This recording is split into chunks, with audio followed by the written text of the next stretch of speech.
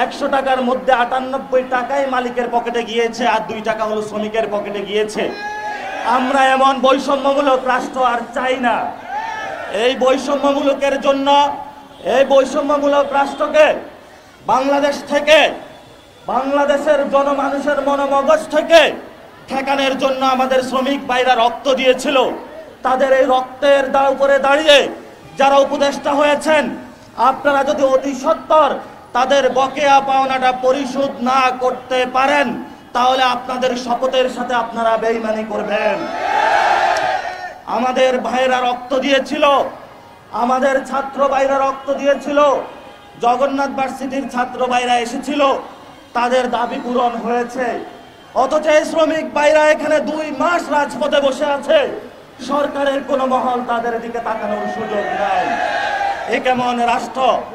যেই রাষ্ট্রতে আমরা চাই না শ্রমিকরা রাস্তায় বসে থাকবে আর মালিক পক্ষ খিলখিলিয়ে হেসে সেখানে শ্রম মন্ত্রণালয়ে মিটিং করে বেড়াবে। এই যে উপরে একটা ভবন রয়েছে, এই ভবনের প্রত্যেকটি ফ্লোরে এসি রুমে বসে তারা উপর থেকে নিচে আপনাদের দিকে তাকিয়ে আছে।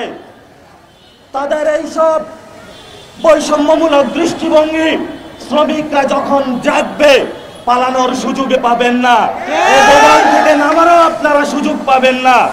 কারণ এই শ্রমিক ভাইরা কষ্ট করে উপার্জন করে, তাদের সুদের টাকা না, তাদের হালাল টাকা। তারা কলমের খুঁচায় কোনো ঘুষের রাজনীতি করে না এখানে, তারা কলমের খুঁচায় বৈষম্যের রাজনীতি করে না এখানে। তারা একটি সুন্দর বাংলাদেশ দেখতে চায়, যেখানে তারা দিন রাত পরিশ্রম করে নিজের বাল বাচ্চা এবং মাকে কিছু জায়গায় খাওয়ানোর চেষ্টা করে। এই যে আমাদের মা বোনেরা বসে আছেন, আজকে এখানে যারা প্রতিনিধি উপস্থিত হয়েছেন, এবং আপনাদের থেকে আপনারা একটা প্রতিনিধি দল ঠিক করুন। আমি সাখাওয়াত ভাইয়ের কাছে নিজে যাব, সালাউদ্দিন ভাইয়ের কাছে নিজে যাব, রাষ্ট্রের বিভিন্ন যারা ব্যক্তিবৃন্দ আছে তাদের কাছে আমরা যাব, তাদের সাথে কথা বলেছি। আমাদের এটা দ্রুত আমাদের এই যে সমস্যাটা রয়েছে দ্রুত সমাধান করতে হবে, এবং আমাদের এই ঈদের আগে এটা নিয়ে যাতে কোনো গড়িমসি আর না হয়।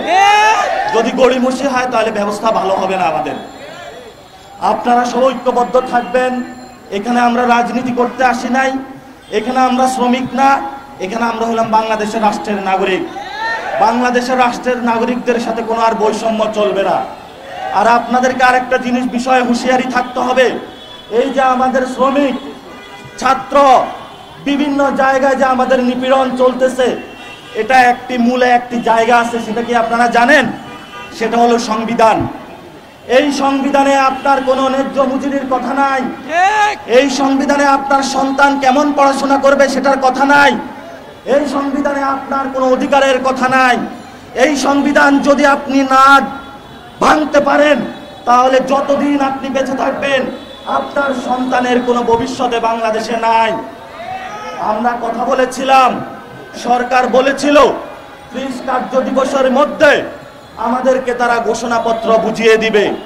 এই ঘোষণাপত্রে শ্রমিকের রক্তের দাগ লিখা থাকতে হবে, যেই ঘোষণাপত্র নিয়ে আগামীতে শ্রমিক যারা ভাই রয়েছেন, বোনরা রয়েছেন, মালিকের সামনে গিয়ে তার ঘাড় টিপে ধরে তাদের উপর যে অত্যাচার চালানো হয়েছে সেগুলোর বকেয়া হিসাব তারা বেশি বিভিন্ন রাজনৈতিক দল যারা মালিক পক্ষকে বিভিন্ন জায়গায় প্রশ্রয় দিয়ে চলছেন। বিএনপির যে রাজনীতি বাংলাদেশে প্রতিষ্ঠা হয়েছে, এটা মালিক পক্ষের শ্রম ইন্ডাস্ট্রি তারা গড়েছে। তারা কখনো শ্রমিকদের দিকে তাকায় নাই। আমরা জাতীয় নাগরিক পার্টি আগামীতে শ্রমিকদের জায়গা থেকে মাঠে থাকবো। আমরা মালিকদেরকে চিনি না। শ্রমিকরা যদি না থাকে তাহলে মালিক বলেও কিছু থাকবে না। শ্রমিকদের শ্রমের টাকায় মালিকরা গড়ে ওঠে। আপনাদের ঐক্যবদ্ধ যাত্রা থাকবে। আজকের সংহতি প্রোগ্রামে যারা উপস্থিত হয়েছেন সকলকে ধন্যবাদ। আমরা আজকে রাতে বসার চেষ্টা করব, এবং এই 1 সপ্তাহের মধ্যেই আমি আমার থেকে প্রতিশ্রুতি দিচ্ছি যে কোনো মূল্যে যত জায়গায় যাওয়া প্রয়োজন হয় আপনাদের পক্ষে ইনশাআল্লাহ লড়বো আমি।